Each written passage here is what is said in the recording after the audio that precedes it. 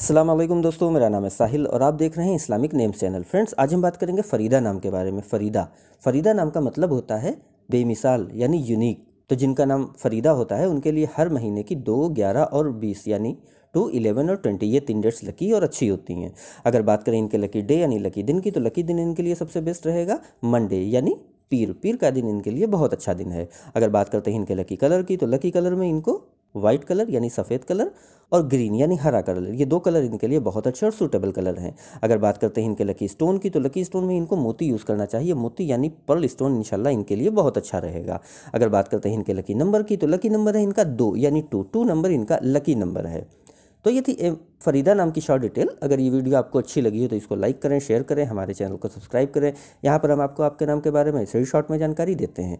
अगर आप किसी और नाम के बारे में जानना चाहते हैं तो कमेंट बॉक्स में उसका नाम लिखिए, बहुत जल्दी आपको उस नाम पर वीडियो मिल जाएगी। अगर आप अपने नाम के बारे में डिटेल के साथ जानकारी हासिल करना चाहती हैं तो इसके लिए इस वीडियो के डिस्क्रिप्शन में आपको एक लिंक मिलेगा, उस वीडियो को देखिए।